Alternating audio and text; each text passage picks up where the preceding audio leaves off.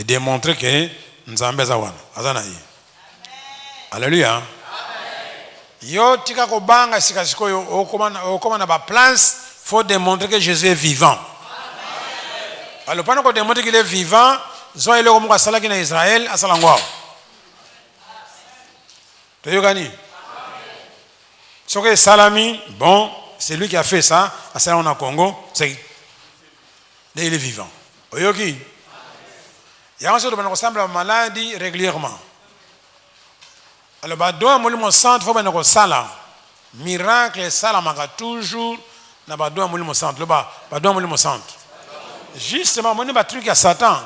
Ah, sauter ma comme parlant langue, bah tomber non, pas comme le couteau, parlant langue, non. Justement, c'est Satan qui trompe les gens.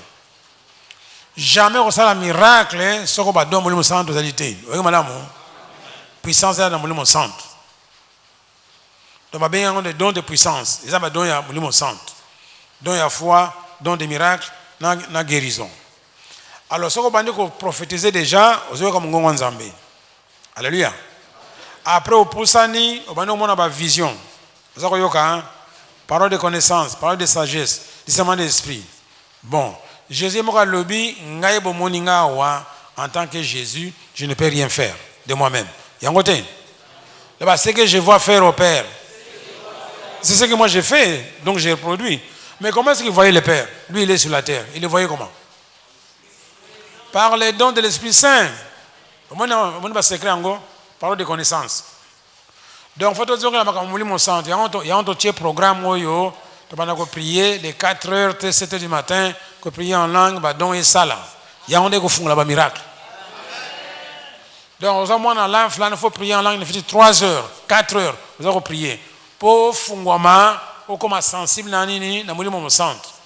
Alors, ça, on va dire que mona, on va dire que yoka, on va sala likambo yoki, miracle sala marate, hein. Donc, c'est là, mwili mo centre de l'exhibition, c'est quoi yangwana. Omoni. Alors, les autres, tout ça, là, ça n'engage Jésus à tambour là partout, pour ne pas un miracle. Parce qu'il y a un mouvement. Voilà, vous voyez bien. Jour où il y a un mouvement, c'est quoi? Il faut y aller au salanini. De côté, Mouké, de côté, apôtre Pierre, de côté, Paul, et puis de côté, il y a un monument centre. Il y a un co. Vous savez quoi? Il y a un bouton qui ressemble à la terre au yoka. Tu vois, madame? Bon, tu as fait un discours. Je crois qu'on y va sauter. Gloire à Dieu. Bon, tu continues. Là où on était.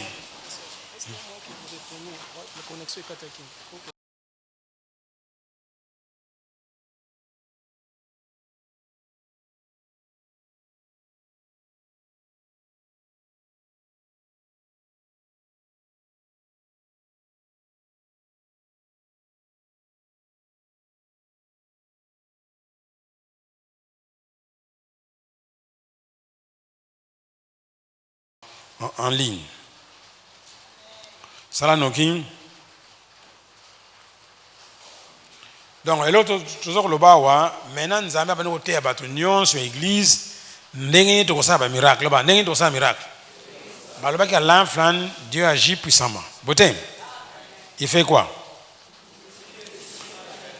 Abananini, il rend tout le monde quoi? Inanime. Alors, ce qu'on sont inanimes pour obéir à sa parole et à sa quoi? À ses ordres. Yami Balé, Dieu agit puissamment, il multiplie les signes miraculeux, les prodiges et les miracles, comme vous les voyez et l'entendez. Les boiteux, les malades. Ce n'est pas seulement limité à l'homme de Dieu, à l'évangéliste. Oh, bah ça côté yo, ça montunyo ça na katia wa, loba ngai, nena ko salango. Otu ko mona ndenge ba lebi kuna na Jésus, so ko ndimika Jésus, ko sala ba miracle we asali. Figue wana kaokaki, pana plaisir à Jésus mais pana côté ayo ke ndenga Jésus na kaokisi figue, yo peut ko sala autant que ça. Alléluia. Est-ce que vraiment ce que le béni wana a sepeli yo sala ngoto a sepelité. Bon, gloire à Dieu. Bon, Jésus était en mouvement. Donc, rapidement, pour ceux qui étaient en ligne, bazongana connexion katanaki. Bon, tout le monde, après tout ce verbe aller, parcourir, et puis sortir, et puis descendre. C'est ça. Donc, verbe parcourir, sortir, descendre implique un mouvement. Le bas, mouvement. Yangote, mouvement. Pardon? Bon, traverser. Bon, Jésus a ça la makamisatu le bas, makamisatu. Ada ko bouger, ko aller, sortir, descendre, et puis 2, asalini, prêcher, enseigner. Allez, maman, va kende na kisantu. Première chose, basala kinini, le bas, aller. Omoni, ba kindaki. Tamba comme na kisantu balali te basala nini, ba prêcher, ba enseigner. Et ils ont reproduit ce que Jésus a fait, non? Alors, troisième place, balobinini, démontrer la puissance de Dieu par les œuvres, les guérisons, les miracles et les prodiges. Il y a un truc que le bas, ouais, pour les miracles, ça là, absolument, il faut donner un mot centre et ça là. Omoni. Maintenant, nous comprendre la stratégie à Satan, comment est-ce qu'on était attaqué ici dans le Congo, tant que tu as parlé en langue, or que Satan, il a dit que ça va parler en langue, et que font la porte surnaturelle, il y a deux mots centre. Ce qu'on va donner c'est fini, miracle et salam. Mais à un moment donné, on était un peu intimidé, on a parlé en langue, on avait un peu lâché. Le bambaloyo, le bateau en force. Tous en force. Parler en langue, prophétie, parole de connaissance, parole de sagesse, vision, nuance au sang. Donc, ce qu'on va l'action à vision, n'est-ce pas ça là, yo kende kaka reproduire textuellement yo moni. Miracle ça la marathon. Donc c'est facile. On met la paix matin, kasi no kaka na badon. So badon zo sala malamu yoki. Ce qu'on zamba le bini ça y est. Bini ça y est ici. On met attendre la raté. Yo, allez bini ça y est. Le ben a boutou bon manaki sango nenga telem ça koka. Hein? C'était mouvementé hein. A tindiki. A tindiki a collé ba coup de tête. Balamo kalibino coup de tête il faut na tellement. Alléluia. Bon, on est à film yo, on a une instruction exacte. Alléluia. So balebi zwa mai pesa ya mela balebi nini? Ah, mai ya pamba nzambe. Yo, ba pesa ka conseil na nzambe. Zwa ka mai pesa ya mela. Makambisi la kate. Quand tu as un commentaire musute likolo, c'est la kandingona. Alléluia. Tu veux gagner? Le boko est bloqué. Le boko est bloqué. Balebi na yo, loba na ye afunga le boko. Oh, tata nzambe. Ndingi na kufunga le boko mo bloqué afunga ngo ndingi. Obanu ndisi na nzambe. Alebi no nini? Loba na asala nini? Yo loba na kani wana bi yo funga le boko. Soka mekika ameka ata 1 centimètre pour otika nzambe asala kate hein. Le ba mutaza aveugle. Jésus a tiré poto. Alebi kinu suka na maya silio. Est-ce que azomona? Bon, kindika. Tant comme on a maï wana mise fungona kate. Le ba je vais obéir à Dieu. Je vais obéir à la voix de Dieu. Je ne vais pas discuter.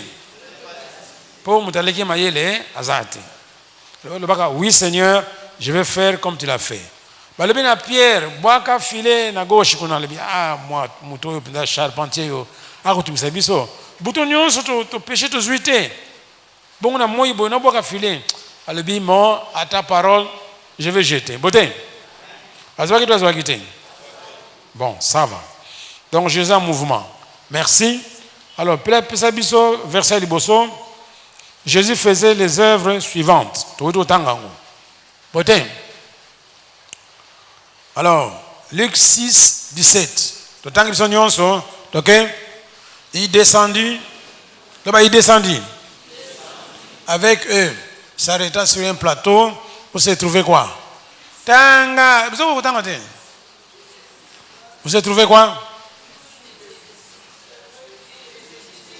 Et une multitude de peuples, toute la Judée, Jérusalem, et de leurs contrées maritimes de Tyr, Sidon, ils étaient venus pour dormir à l'église, pour l'entendre, pour être guéris de leur quoi hein? Bon, est-ce que verset 1 est un mouvement très atteint? Mouvement ezali aux athées.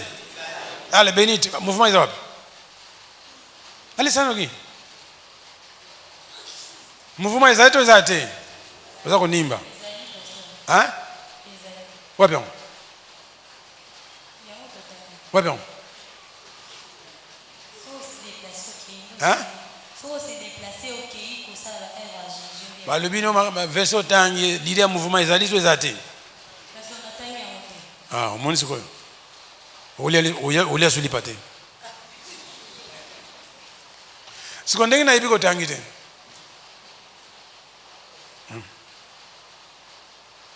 Siko li soli utanga te kinenda ko. Bon, awa, Rebecca, verset na tangi. Idée mouvement ezali aux athées. Ezana verbe nini? Il y a un bâtiment entre parenthèses, là-bas, Jésus descendit. N'est-ce pas un mouvement? Titre à Matthieu, Jésus était en mouvement. Pour Yopé, sont aussi ici, au côté d'un mouvement.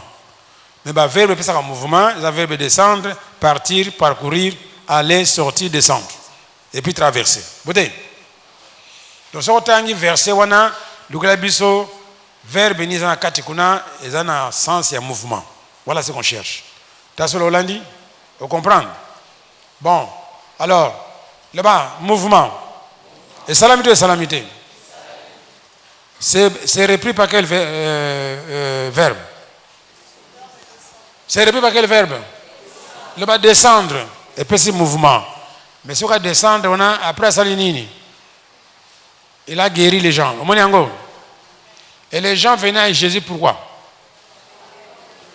Le bangapé n'a une église. Quand il y a une église, pas Jésus, ils ont quitté chez eux avec l'intention quoi? De l'entendre prêcher, ça c'est un, base à foi. Deuxièmement, avec l'intention de quoi? De se faire guérir. Pour entendre et pour être guéri. Donc, tant que nous avons la porte, gloire à Dieu, n'a qu'une église pour entendre la prédication, les enseignements et pour être quoi? Vous avez compris? Parce qu'il y a une décision, il s'attendait à quelque chose. Parce qu'il y a une église. Alors, je vais vous dire que guérison est nzela kaka. Le quoi est un motema na yeke, le na kuma pamba téléphone za la guéri, na suka pesa nini guéri. Yamba le baka foi. Donc décider, pas c'est l'ennemi na naku, en tout cas problème le faut ici là. Na kena yo kaloba nzambe, ba le l'homme ne vivra pas seulement du pain, mais de toutes paroles qui sortent de la bouche de qui? De Dieu. Oyo kana ko yoka ikoki po ibikisa ngai. Soko le bini wana ba nzambe sepeli okutana na wa a guérir yo. To yoka ni malamu. Est-ce qu'avant le temps que tu as avant Yawa, est-ce que vous avez une décision? Il y a une panati. Là-bas, avant de manandako, là-bas, na lobby, nazako kende, pona nini, koyoka iloba nzambe, si manango esala nini, e guérir ngayo. Zako yoka. De baninga no basali yango kuna na Bible. Mais mingi mito ya lelo mko nini lelo mardi na kena lo sambo alungu na lo sambo. Je vous ai dit que so ningo sambla sambla ndako na yo oh na ke na yo sambla est-ce ba sambla ka bango bakene ko sambla hein balagisi yo bazako kende ko yoka lo banzambe et puis nini bazana nini guerre biso to yaka wana bana minuto yaka pana nini pana kuna ba enseignement so na landi ba enseignement na sur logos après na kana ndako logos est changé na nini amoniko est-ce que c'est logique wana hein na kana lo sambo na kana lo sambo et chez toi tu ne sais pas prier. La Bible a dit prier en tout lieu en élevant les mains pures sans colonne mauvaise quoi. On n'a pas dit forcément prier à l'église. Ici on vient ici avec l'intention d'entendre la parole de Dieu et puis de se faire guérir. Avec l'intention d'entendre la parole de Dieu et de se faire guérir. On a quelque chose. Alléluia. Dimanche. C'est le jour du Seigneur. Hein? Il faut qu'il y ait une église. Bon, ça va. Laissons attirer. Laissons attirer. Toi aussi, en venant à l'église, tu dois t'attendre à quoi? À entendre la prédication. Moniango, enseignement. B, à être. Il y a un moment où il y a un changement parce que il y a une biaya. Na moto na yazane na idée mon côté pourquoi y ayeka parce que zali dimanche za dimanche ko zanga église té mais na kati ya motema na ye azana décision té le babanda lelo avant na yawa na kangi porte ndaku na milobeli et pas na za ko kende sikasiko yo na za ko kende pwani yo ya pwani oyo nini vous autant on va communauté la guérison yo ya pwani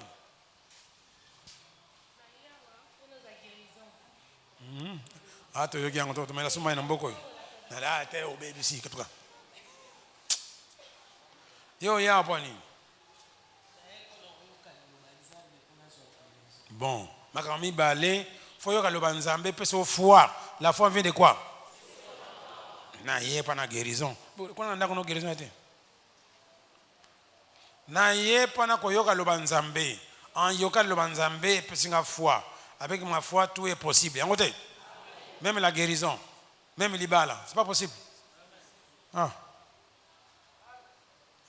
voilà ami on est en retard à comprendre le bana yawa pona yoka lo banzambe lo banzambe ça donne la foi. Bible le dit, avec la foi, tout est, même la guérison, même l'ibala, même le voyage, même abota. Ninsus. Hein? Même mbongo. Alléluia. Bon, donc verset lundi. Luc. Allez, c'est quoi que vous comprendre ce que vous avez Jésus en mouvement. Jésus en mouvement. Tout le monde en mouvement. Donc, l'église apostolique, il faut bouger. Hein? Quand bouger, exemple, il va bouger. Il va faire témoignage. C'est ça qu'on cherche. Alors, ça l'a suivi. Ils ont bougé. Alors, quand vous pas malade, vous avez bougé. Vous quittez pas na yo kuna. Là-bas, Luc 5,15, là-bas, ça renommé. C'est répandu de plus en plus et les gens venaient en foule pour faire quoi? Toujours même formule. Nini, l'entendre pour être quoi? Là-bas, leçon à tirer. Toi aussi, en venant à l'église, tu dois t'attendre à quoi? Nini. Totanga nini. Puis B. Bon, c'est que ça guérite faut tenir. Ça guérite faut tenir. Faut nous moko. Alléluia. Koya wakata biya ya pamba te. Nanda kuno avant quand on a bu sur le bit transamena komboes. Na pesa merci. Non kende kuna premièrement na yoka lo banzambe. Il y a foi, sans la foi, peut au fouet. Alors, c'est la foi, avec la foi, Bible dit tout est possible. Peut-être à celui qui croit. Même si on a le mina figué et kaoka et au kaoka. Peut-être. On a le mina montagne et kende et kei. On a le mina mboula. On a le mina mboula. Au nom de Jésus. Mboula tais-toi. À côté de ça. Bon, moni. Première expérience au salaire. Le ban mboula. Alléluia. Bon, troisième.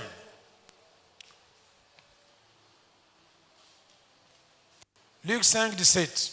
Un jour, Jésus enseignait, des pharisiens et des docteurs de la loi étaient là, assis, venus de tous les villages de la Galilée, de la Judée, de Jérusalem. La puissance du Seigneur s'est manifestée par quoi? Maintenant, il semble qu'il y a 3 jours de Pentecôte. Va libérer puissance, les colonnes va activer. Bon, je ne sais pas s'il y a moyen de voir le nini ya vidéo ya Selembaru bato bandimaki nzamba activer bango ndenge sali. Bon, ce que lelo te ata semaine prochaine. On dit le programme est un peu surchargé. Donc bon moni le puissance.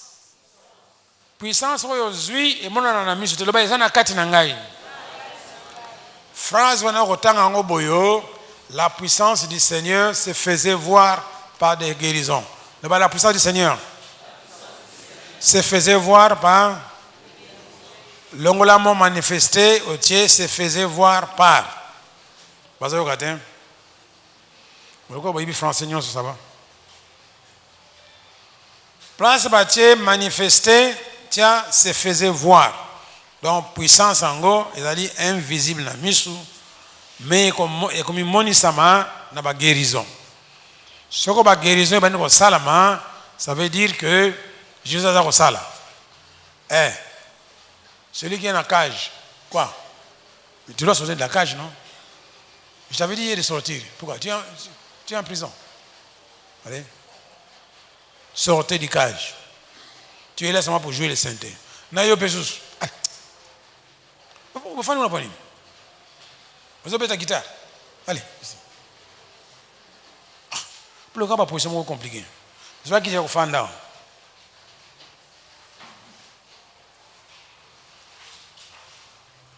On ne sait pas ce que tu fais dans la cage.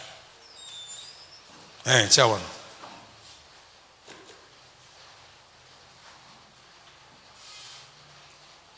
Tout le monde a besoin de temps.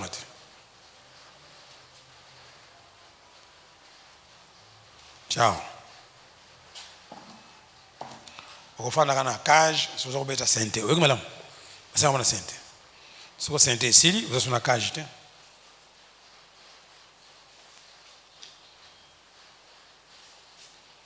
Là-bas, Jésus a enseigné. La puissance du Seigneur se faisait voir. Ah, merci. Par des guérisons. Donc, la puissance aux gens qui t'ont libéré, ils activé. Le baisan a quatre nangai. Le baisan invisible. Quand on est le bic Soko le bic, je vais démontrer que Jésus est vivant. Je vais démontrer que Jésus est vivant. Na telemia wa na place que Jésus est vivant zalia wa. Alors na tanga na Bible afunga like mutumisu. Na bengi mutamisu kufa aya wangale bi. Je vais te démontrer que Jésus est vivant. Comme il l'a fait dans la Bible, au nom de Jésus, vois. Soka moni, c'est pour démontrer que Jésus est vivant. Alléluia. Le banazui puissance. On t'avait activé, non?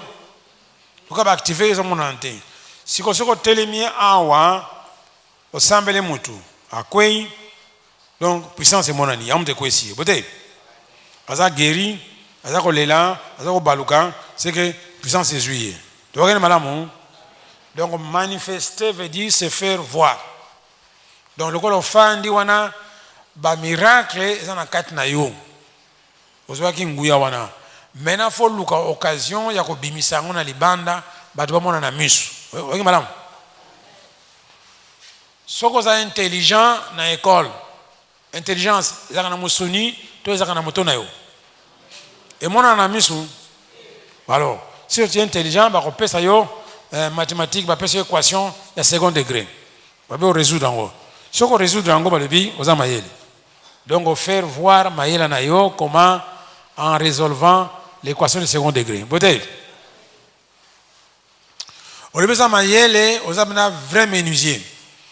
Qui menuisier na moto et mon anaga. Bon, bah, on peut se le baya, on s'en la quitte. Si on s'en la quitte, on s'en ligne. On manifestait maïel na yo na quitte. Donc Jésus, la puissance de Jésus se faisait manifester par des guérisons. Bien, se faisait voir par des guérisons.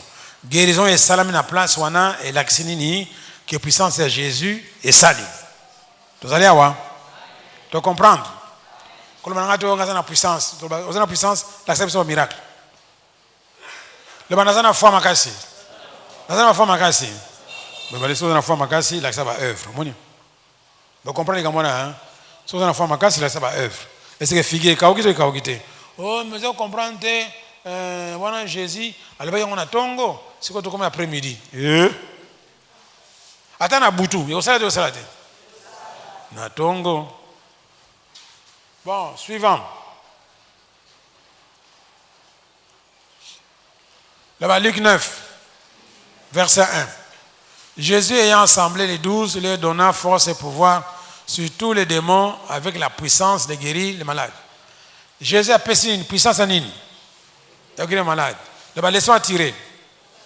Toi aussi, tu as reçu quoi? La puissance de guérir quoi? Hein?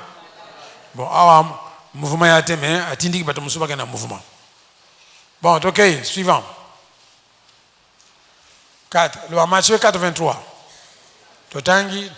Jésus parcourait toute la Galilée, enseignant dans les synagogues, prêchant la bonne nouvelle du royaume et guérissant toute maladie et toute infirmité parmi les peuples. Bon, alors, frère, tellement.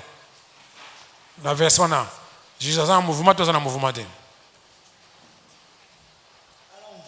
N'est-ce pas un mouvement? Comment on va gagner? N'est-ce pas un mouvement? Oh, n'est-ce pas que la réponse est petit guna. Jésus, tellement. Ce que vous pouvez le un mouvement. Au aussi. Hein? Au aussi. Monsieur, il faut tout bien. Petit. Jésus a un mouvement, dans un mouvement. Il est en mouvement. Là, c'est parcourir toute la Galilée. Bon. Aujourd'hui, on va le baptême. Parce que il est en mouvement parce que le verbe parcourir implique un mouvement. C'est pour ça qu'on a dit. Hein? Donc, on va lui parcourir, donc, ça, c'est le mouvement. Il y a un mouvement. Na okumba fera souder ba nini ba électronicien so fa nini to tona circuit tchuk tout ça ba tango tellement aller quel mouvement beauté donc j'étais en mouvement n'est-ce pas et ben laissons attirer nini toi aussi tu dois faire nini parcourir 2 3 c'est ce qu'on demande de nous tous ici. Bon, bon, 5. Question. Est-ce que toi, tu es en mouvement? Oui ou non? Toi, tu es en mouvement? Qu'on répète, hein? Vous êtes en mouvement? Hein? Mouvement ni au sali. Oh. Maintenant, on me l'a dit. Mouvement ni au sali. Mon mouvement, vous comprenez? C'est un bao. Bumbu. Hein? Hein? Ah, bon. Petit, mouvement est bien monté. Vous avez un mouvement? Bon. Alors, nous avons Jean-Pierre, expliquez-moi comment. Hein? Yo, téléman. Allez, répondez à la question là. Est-ce que tu as un mouvement, oui ou non? Bon, mouvement ni au sali. Le mouvement, papa allait souvent gagner les âmes. Le moment cassé. Souvent gagner les âmes, aller gagner les âmes. C'est quoi, vous avez un mouvement? Ah, vous avez un mouvement? Non, maintenant, le seul. Mais pourquoi le but? Ah, tu nous as un mouvement, vous avez oui. Vous faites un kit. Donc, on l'a quitté encore.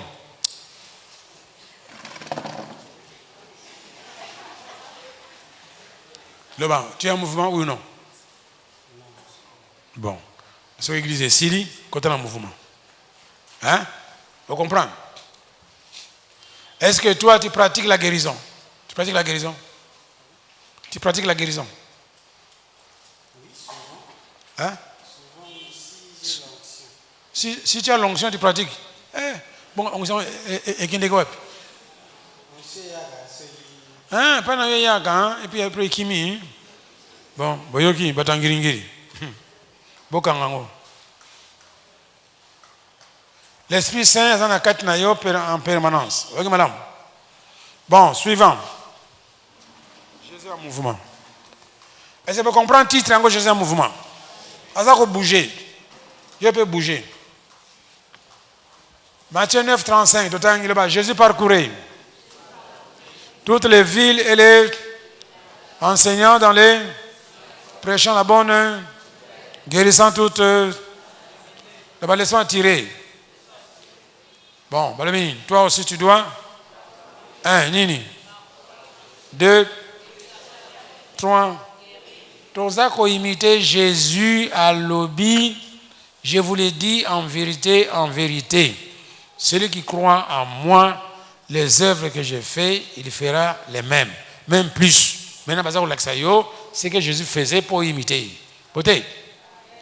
Matthieu 21, 21, le binayo, ndekonangai koka mwate pona figue kauki. Mais pona yo, faut ça la plus que figue kauka. Le bana montagne longwa et kotosa. Yangote. Maintenant, parce que l'accès technique nini, qu'est-ce que lui Jésus faisait pendant qu'il bougeait? Pendant qu'il bougeait, il y a une bonne nouvelle.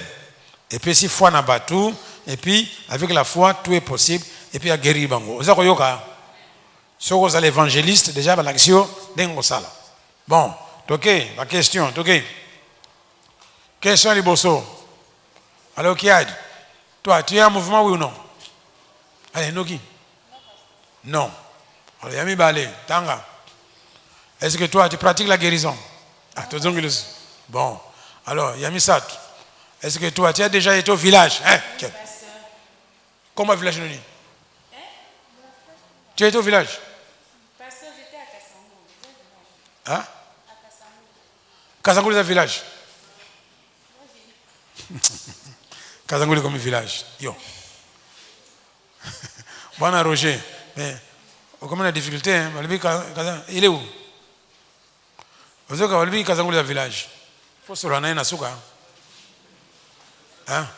Population est comme 50 000. Bon, tu n'as pas été au village. Enfin, est-ce que tu as déjà été au village? Oui ou non? Le baga non. Non. Sinon, si c'est non, pourquoi? Pourquoi? Oui, bien, mais tu n'as mère là. Est-ce qu'au village, les gens ont besoin d'être sauvés? Oui, besoin de oui, mais besoin d'être. Quand je te demande, je ne sais pas si il y a qui sont maman qui a dit à l'ébit, tu vas facilement. Beauté. À l'ébit sans résistance. C'est qu'ils ont besoin de te sauver. Oui ou non? Alors, je n'ai pas à la flamme. Vous savez, les villageois ont besoin de nous. Pour leur apporter la solution, ils ont besoin de quoi? D'être sauvés. Bon, ok, suivant. Acte 10, 38. Totangi. Vous savez comment Dieu a oint du Saint-Esprit et de force Jésus de Nazareth, qui allait de lieu en lieu, faisant du bien, guérissant tous ceux qui étaient sous l'empire du diable, car Dieu était avec lui. Bon, Tassoula, verset 1. Est-ce que l'idée à mouvement, Ezali tout ezate? Bon, Ezali, quel est le mot qui introduit l'idée de mouvement? Qui allait? Qui allait? Bon, maintenant, toi, question. Leçon à tirer. Aller prêcher, et puis, bonne nouvelle. Bon, tu n'as pas de question là. Tu n'as pas de question. Tu as une question, Liboso? Est-ce que moi, je suis en mouvement? Oui ou non? Réponse? Non. Bon, ok, Yami Balé. Est-ce que moi, je pratique la guérison? Oui ou non? Pasteur. Bon, ton demi hein? 3. Est-ce que moi, je fais du bien? Hein? Oui ou non? Hein, Loba, bien aussi. J'essaie de faire du bien. Si c'est oui, quel est... Hein? Je sais. Si c'est oui, quel est bien depuis que tu es là, frère? Bien nous ça dit. Depuis que je suis là, Mais t'as un tableau, lisez 3. pasteur, je ne me souviens pas. Hein? Je ne me souviens pas. Non, le baga non. Sauf cela, vous voyez, bah. Et là, il va être pasteur. Bon, ça va. Donc, bah, t'es belé, bah, t'as mal bien. Heureusement, tout le monde est sous. Bon, oui, depuis que tu es à la flamme, qui s'est fait des bien? Hein, le bas. Non, mani. Donc, il faut ça là. Hein? Mais Jésus faisait du bien. Alléluia. Bon, verset suivant. Le va manger 9. 1 en 2. Jésus est toujours en mouvement. Hein? C'est pour ça qu'on a monté. Jésus est en montée. Soit monté, ça mouvementé. Hein? Il va monter dans une barque. Traversa, mouvementé. Abaye kotambo na mokili soka côté na mai. Tous les Congo ils ont peur, hein? Il y a mai. Côté. Hein? Kotambo la na camion. So ils traverser fleuve, bande lenga. Côté. Jésus traversa la mer et alla dans sa ville. 2. Voici on lui amena un paralytique accouché sur un lit. Jésus voyant leur foi dit au paralytique, bon ils ont déjà la foi, moi prends courage, mon enfant, tes péchés te sont. Harmonie. Est-ce qu'il a prêché? Hein? Pourquoi il n'a pas prêché? Mais c'était ta question que tu avais posée la fois passée. Qu'est-ce qu'on a posé? Pourquoi il n'a pas prêché? Il n'a pas prêché parce que le paralytique avait déjà sa foi. Bon, harmonie. Leçon à tirer. Toi aussi, tu dois monter dans une. Est-ce que vous avez une pirogue? Est-ce que vous avez une pirogue? Si vous avez une pirogue, vous avez une comment pirogue vous avez formation. Mais puis si vous êtes missionnaire, vous traversez Maï. Ah, Maï, je n'en sais rien. Qui est là, Nansele, Batia, pirogue Mikiwana. Ou bien, au Kikana Kinkole, na fleuve Zali. Kenene Kinkole, on me boutela déjà na pirogue. Somme Maï et Sila. Vous allez voir? Bon. Maman Philo, il y a pas un Maï, pour. Ça, Mouta Maï. Nana biko najawa. Bamuso biko najete hein. Bon, to ba ka na piscine. Luka ka piscine ba na koyeka ko nager. So baleinière parce qu'il faut nager hein. Le bas Paul, il est dans l'eau, hein? Je crois qu'il a nagé. Eh mon frère, tu sais nager j'espère. Hein? Hein mais au dîner à moitié. Hein? Je me debout, mais je ne peux pas me noyer. Je me debout. Bon, ça va. Maintenant, tu sais pagayer la pirogue? Oui, oui. Ah. Nana bi ko tiola so ba bien. Koloka pirogue. Ramé. Hein? Nana bi ko luka nkai. Bozo ko seka me makamba so ba na bino, vous devez apprendre ça hein. Ba mission zo ko banda. Et puis, on a eu un message à distance Uh-huh. qui a dit que pour y la distance, il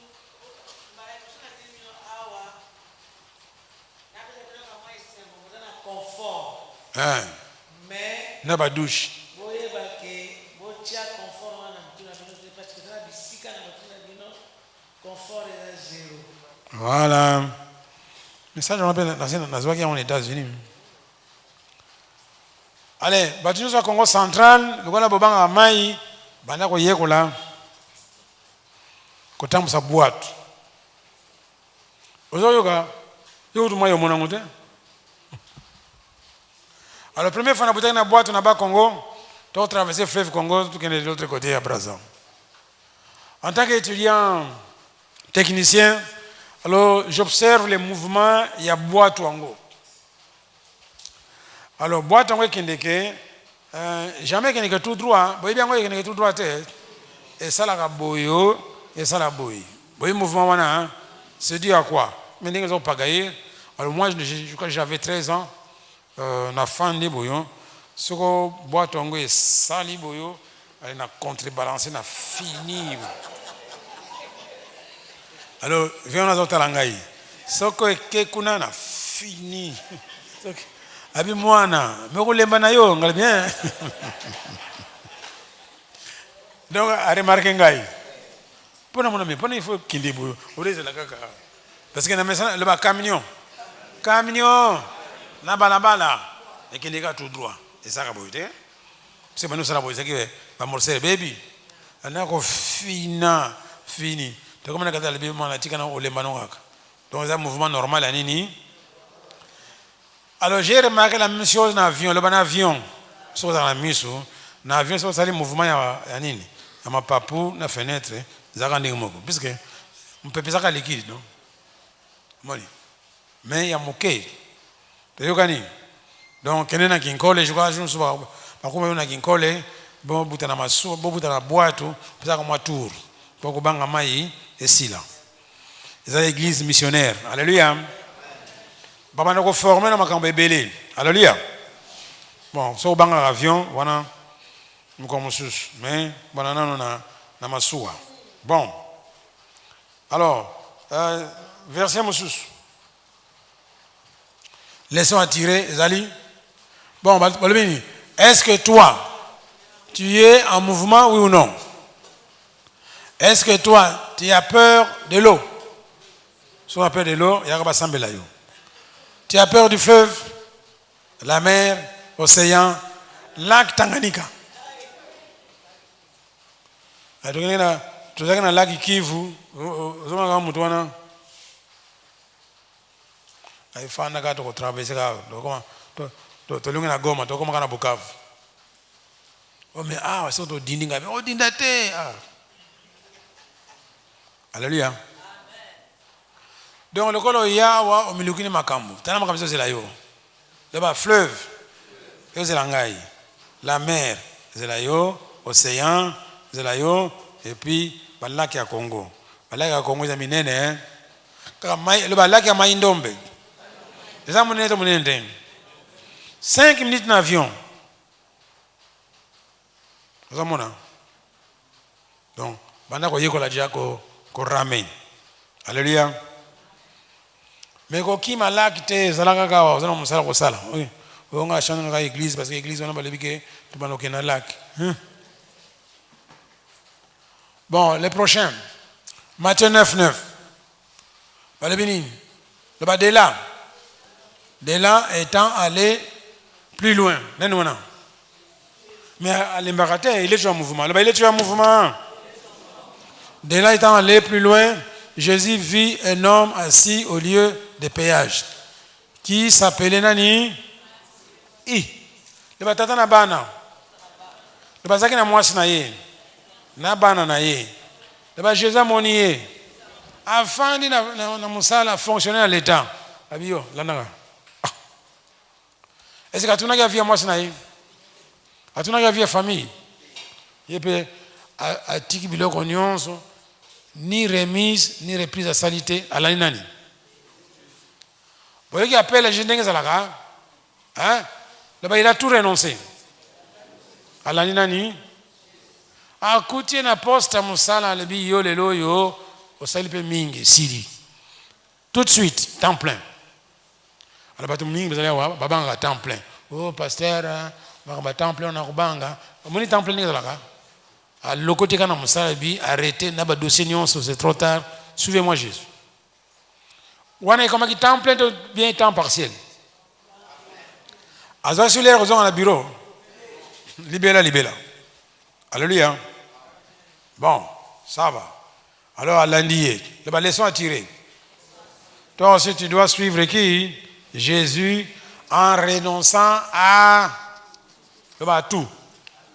Tout bon mon en renonçant à quoi? À tout. Donc on va te préparer au côté en mouvement. Le balai fonctionnaire, Matthieu, n'a pas fait de remise et reprise. Il est parti en abandonnant tout. Alléluia. Alors Pierre paye, il avait fait la même chose. Hein? Alléluia. C'est la Bible 1 Roi 19:20. Autant dans l'Ancien Testament. Dans l'Ancien Testament, ça va bien guio. Autant na excuse na ko pesa, tika na pesa mbote na mama leki, na tata mwasi, tokuta na kala, wali bikende. Dans le Nouveau Testament. So Jésus a bimelio. Trop tard, sur place. Allez, déplace. Oyoki. Toyoki yango. Ko samba la te abimla yote, akobimlo wako. Élysée, quittant ses bœufs, courut après Élie et dit, laisse-moi embrasser mon père et ma mère, je te suivrai. Et lui répondit, va et reviens, car pense à ce que je t'ai fait. D'abord, on a l'Ancien Testament. Si vous Matthieu a embrassé Père Naï, a embrassé Mère Naï, sur place à l'année. Jésus le dit, celui qui n'est pas digne de me suivre, ce que Père. Ah, qui met la main à la charrie, puis regarde, bon, il n'est pas digne. Ce que Jésus le dit, tout de suite, suivez un gars, il dit, tika bilokonions. Na basi na bana na bandako tika oza malamu te baza na classe ayebi alibi suivez-moi potozongi na Matthieu 4 verset 18 totana non Pierre so tant bengaki asalaki ni le Nouveau Testament c'est plus pressant. Bon totangi comme il marchait le long de la mer, c'est Jésus hein. Il est en mouvement, mais il n'est pas en mouvement. Il vit deux frères. Nanango. Simon appelé Pierre et André, son frère, qui jetaient un filet dans la mer. Car ils étaient quoi hein? Bazakana musalate ou bakina musalate. Batu mingi nzamba bengi na église yo, azawela ka bureau na yaka. Bana kanga na bureau ngo musala ngo bafuta kateme mikolo nyonso azakina musala a la pension ndeko na ngai. Est-ce que Pierre a qui pension musala? Hein? Matthieu a qui pension?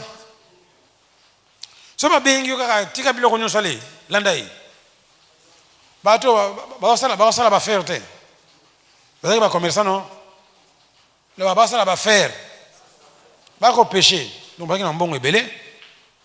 Mais ce que le ministre a suivi moi, n'a pas filé nous à boire à la nani. Oh monsieur, ce n'est pas vraiment responsable, tu as des enfants, il ne faut pas jeter les filets. Ah, tika, le Seigneur m'appelle, c'est plus important que les filets, je jette tout. Tu allez voir. Pierre, il était dans les affaires, mais il n'était pas dans les affaires. Ça marchait bien, ils ont échoué. Ça marchait bien. Mais maintenant, ce que le Seigneur arrive. Le Seigneur arrive. Suivez-moi. Bon, la réaction.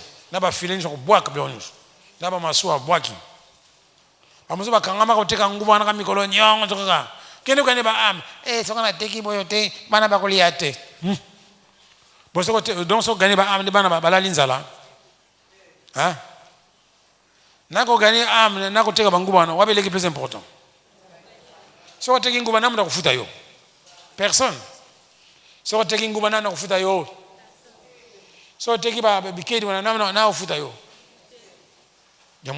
Musupe za bololo. Wana liage mkoloni zaki bololo. Ya na olia soute. Bololo makasi meza. Ote la passer non. L'inyoga bololo. Alléluia. Donc soko teki nguba mutakufuta yo azate. Mais soko gagner ba am, Jésus afuta kayote. Bon, d'autant que verset lundi. Ni Pierre, il était pécheur. Alors, là-bas, il leur dit, il a dit à qui? Aux deux frères, Pierre et Simon. Simon et André. Beauté. Là-bas, suivez-moi. Et je vous ferai quoi? Hein? Ah. Oh, mais Seigneur, pardon, tu es sur la filet. Là-bas, je suis le Seigneur. Suivez-moi. Alors, verset lundi. Là-bas, aussitôt. Maman nangai. Est-ce que c'est ça qui remise de reprise?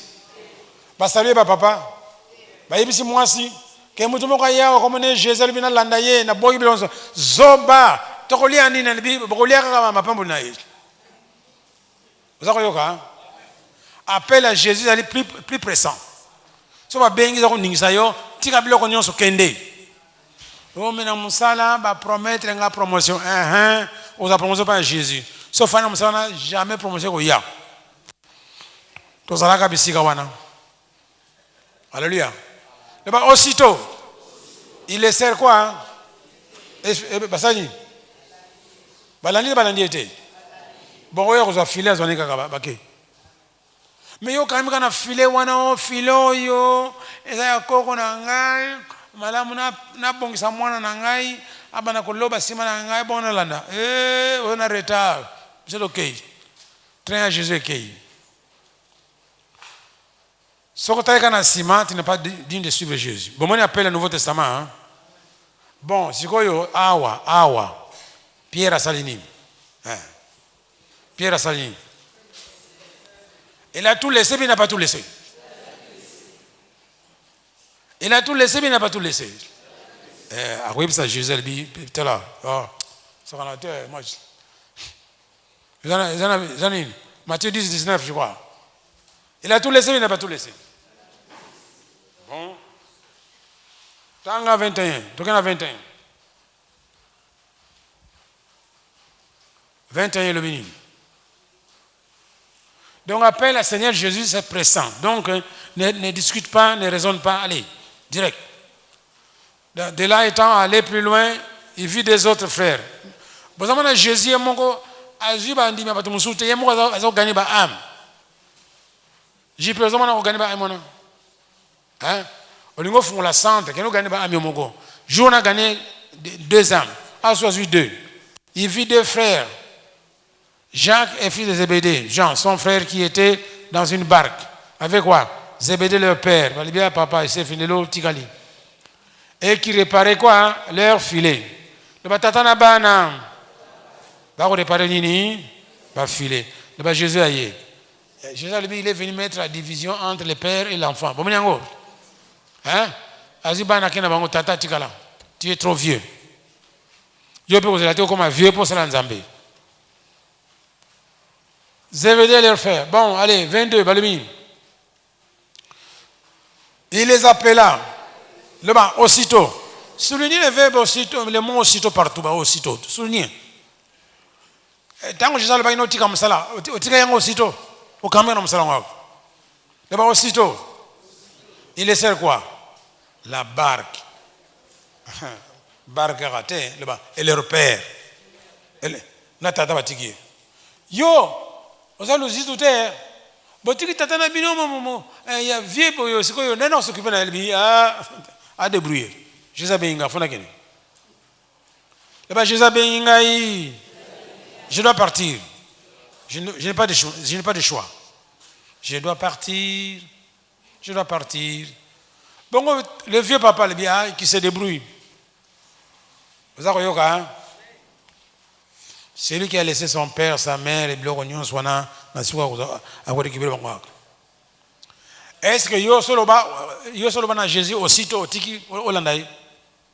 Vous n'êtes pas fier non pas. Mouvement. Donc Jésus est dans un mouvement, azako le kotabat. Peut-être le ba il est vivant. Bon le lomu salama atika ngoto atikate. Atika musalama ya ko benga batu. Le ba Paul a sakana. Nanzela mona kayete hein. Ami Seigneur, que veux-tu que je fasse à lui tellement? Allez, quelle est la ville? On te dira ce que tu dois faire. Azo makate hein. Le ba aussitôt totanga on la boni. Ba musu to fanya wakaka aussitôt totanga ngate. Lelo aussitôt ekoki. Décide-toi d'aller. Alléluia. Le ba aussitôt ekoki. Remise et reprise de l'anaka Jésus, tata tikala, Dieu va s'en occuper. Ah. Nama soua tiki. Alors il y a un verset au Pierre demande à Jésus, nous avons tout quitté. Matthieu 10, 19, c'est ça. C'est la version Matthieu 19. Il avait tout quitté. Ah merci. Matthieu 10, Marc 10, 23. Tant que Pierre s'est mis à lui dire, à qui? À Jésus. Voici, nous avons tout quitté. Na masua nangai, na barque nangai, na ba filet, na tata nangai kutu viewana, na famille nangai, na mwasi nangai, na bana. Et nous t'avons suivi. Bon moni ango, lukuta be solo. Alors, Jésus le petit kobangate. Alors, 29.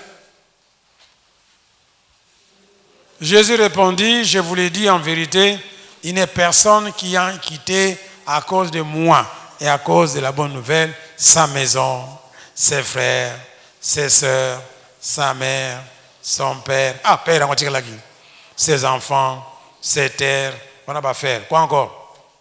30. Ne reçoivent au centuple présentement dans ce siècle des maisons, des frères, des sœurs, des mères, des enfants, des terres, des persécutions, et dans le siècle près à venir, la vie. Tukulanda, yes, Hollanda. Au bien dans l'église, Hollandais mokoni. 20 ans, au bien dans l'église, Hollanda, yes.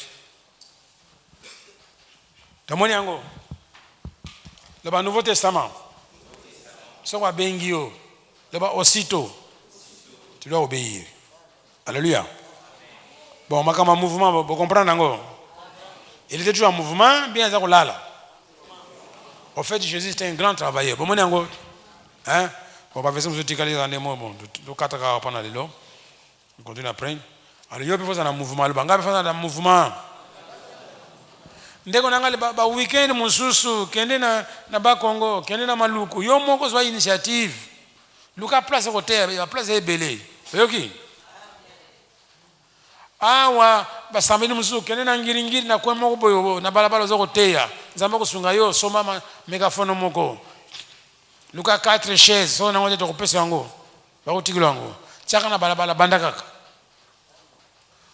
oko bandakaka église munene te les gens comprennent mal na salle bagina bino déjà mais des gens qui me tracassent. Je vous ai dit tu peux commencer par un groupe de prière non pas yonté tu peux commencer par l'intercession non pas yonté kene kana balabala kana na Carrefour na soko fana pendant 1 mois église bandaka te oh papa mais biso place ezali bo sanga na bino le pango ezaka ne wona mais c'est le kamika kawa ele moko bandaka te. Et puis longola ko banga. Alléluia. Amen. Bamuso lebi mais biso kuna siko bazako bengana biso to sala nini? Osala. Nana bengani yo. Ba bengani yo. Yo ndio boyi ko kende. Ba ko bengana yo te. Est-ce que ba bengani yo? Est-ce que Pierre tango Jésus mona ki? Est-ce que ba bengana ki? Ba bengana ki Pierre? Allah n'est Jésus. Il peut l'entendre Jésus. Oh, on a moni.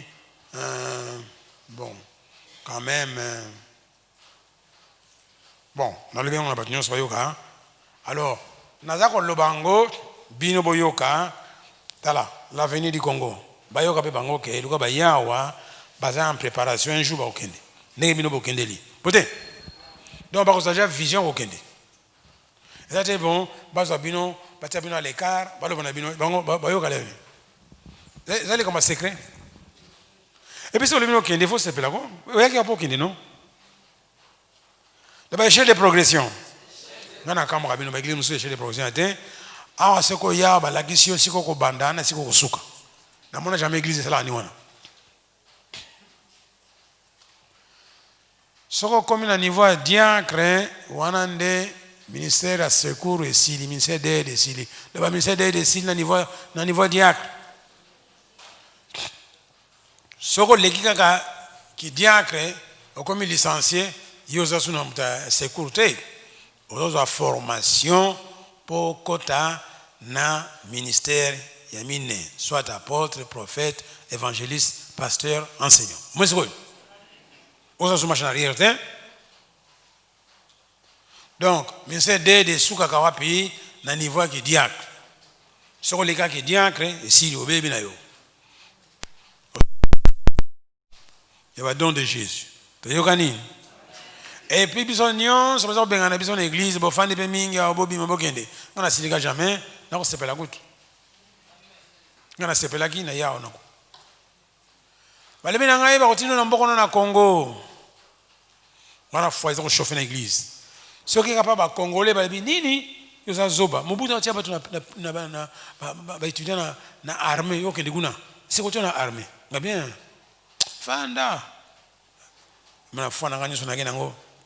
Ici, il ne peut pas Congolais. La bout de ma zone, l'assemblée sous foi, ils ont raté. Te, Zambatini na Chine. Zambatini Zambata Mayele. On sait pas. N'a qu'à la Chine. Pas du tout, pas qu'à la Chine. Ok, la Chine, on comme la Chine, c'est fini. mwazo aux États-Unis zate na boki na Congo nzambe pona inotia kusalibu ko fena nazonga aux États-Unis na pesa mboti na bakamara na ngai